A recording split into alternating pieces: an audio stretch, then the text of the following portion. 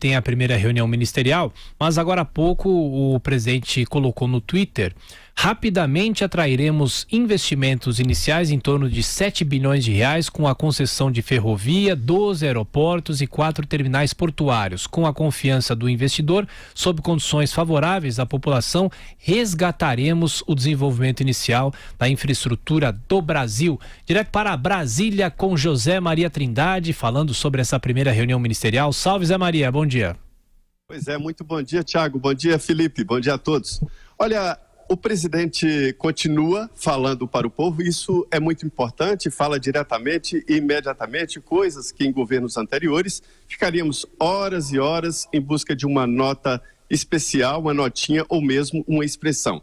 Olha, Thiago, a reunião começa daqui a pouco e pela primeira vez o governo já vai cobrar ali dados concretos de como estão os ministérios. Quais são as prioridades de cada uma das pastas e, principalmente, a primeira preocupação com o pessoal. São ministérios que foram extintos, né? E que existem profissionais lá, existem servidores públicos que irão para setores específicos de desburocratização e de lá vão ser definidos, vão ser remanejados para outras pastas. O ministro-chefe da Casa Civil, Onyx Lorenzoni, já demitiu 230 servidores especiais, né? Os que têm cargos de natureza especial. 230, um cabidão de emprego. Só que ele vai contratar tudo de novo, dizendo que vai fazer agora um tipo de conversa com cada um.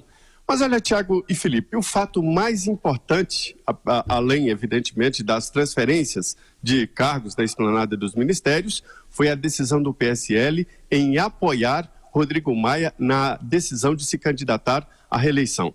Quem diria, hein? Rodrigo Maia, com aquela cara de mais ou menos, com a cara de bobo, chegando ali a 3 mandatos na presidência da Câmara dos Deputados. É um novo Ulisses Guimarães, o rapaz, né? Tirou o último empecilho, a última muralha que o impedia de chegar à presidência da Câmara, que seria a pecha de ser um candidato do PT, do PCdoB e do PDT. Acabou isso. Tanto que, a partir de agora, notando que Rodrigo Maia viabilizou a sua ida para a reeleição na Câmara dos Deputados, o Freixo está sendo lançado como candidato à Câmara pelo PSOL e numa clara e evidente decisão de ser um anticandidato, ou seja, aquele que não tem chance de vitória. O arranjo ali na Câmara dos Deputados agora é para profissionais e tenta, evidentemente, mascarar o que as urnas definiram para o Congresso Nacional. Você imagina, o PT, eu sempre disse aqui aqui no Jornal Jovem Pan, de que o objetivo do PT era fazer uma bancada na Câmara. Conseguiu. Foi o maior partido da Câmara dos Deputados, com 56 deputados. Em segundo lugar, o PSL, do Jair Bolsonaro, com 52. Só que a partir de agora, começam as articulações políticas e articulações legais. O PSL será o maior partido.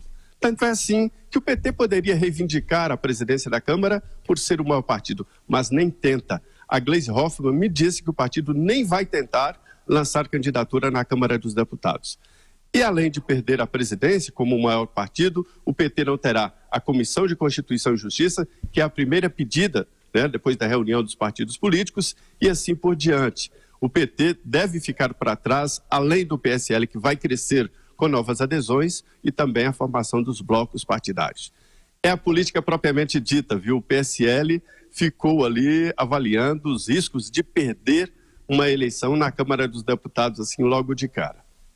Mas, Zé, a gente estava falando com o Felipe aqui mais cedo, tem gente no próprio partido, como é uma bancada bastante extensa, tem gente que não gostou, né, Felipe?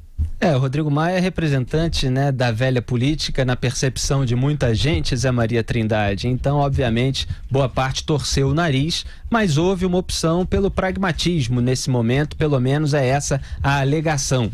Eu lembro que a gente comentou aqui, as informações de bastidores, era que o Rodrigo Maia estava vendendo a possibilidade de aprovar, de colocar adiante, pelo menos, as reformas para esse lado mais à direita, o PSL, e ele acenava para a esquerda com uma certa contenção manutenção das bandeiras relativas aos costumes do governo do Jair Bolsonaro. Então eu não sei exatamente qual foi o combinado nesse acordo entre o Rodrigo Maia e o PSL. Eu sei que ele gira em torno das reformas, da pauta econômica, mas ainda há uma interrogação aí sobre o Rodrigo Maia ser ou não um empecilho para eventuais medidas relativas aos costumes propostas durante a campanha eleitoral pelo Jair Bolsonaro. Agora, o Bolsonaro falou em flexibilizar o acesso às armas de fogo, até a posse de arma por meio de decreto, né, Zé Maria Trindade? Então tem uma maneira também de contornar o Congresso Nacional de acordo com algumas bandeiras. E a redução da maioridade penal também, que é outra bandeira do Jair Bolsonaro, já passou pela Câmara dos Deputados e hoje depende do Senado Federal. Como é que você vê todo esse cenário, Zé? Pois é, o cenário é o seguinte: o PSL viu e seria danoso demais para o governo Jair Bolsonaro ter um Rodrigo Maia adversário dele. Houve uma tentativa de viabilizar outro candidato, mas não encontraram ninguém com força suficiente para ganhar de Rodrigo Maia. Ganhar, não era disputar, não, ganhar. E aí decidiram fazer essa composição. O PSL fica com a Comissão de Constituição e Justiça, que é muito importante, depois do plenário é o grande instituto da Câmara dos Deputados, né? E fica próximo de Rodrigo Maia. E com a vice-presidência, que é muito importante. É um grupo ali do PRB e do PSL, né? Agora, esses pontos serão definidos durante o ano e Rodrigo Maia não será um adversário. Então, foi uma decisão boa. Agora, os que resistem não terão opção como votar em Rodrigo Maia ou no Freixo, quer dizer, fica muito difícil para eles, né? E, por outro lado, também esvazia a força que o PT e o PDT teriam ao apoiar o Rodrigo Maia. Agora, o apoio do PT será mais do que automático. O Rodrigo não precisará mais desta força da esquerda. Quanto ao Senado Federal, o cenário ainda não está definido. Os nomes dos candidatos ainda não apareceram de uma maneira forte para dizer este será o próximo presidente do Senado Federal. Talvez a senadora Ramos Tebet. Ô Zé Maria, só um detalhe, o secretário especial da Receita Federal, o Marcos Cintra, trocou já o PSD pelo PSL, o partido do Bolsonaro. Essa notícia saiu agora de manhã e você mesmo já disse, a gente sabe que o PSL deve engordar nos próximos meses. Como é que é isso que você também chama de janela de infidelidade partidária? Pois é porque o Supremo Tribunal Federal, e não foi o Congresso, definiu que o mandato é do partido político, né? O ministro poderia trocar tranquilamente, mas um deputado perderia o mandato se trocasse.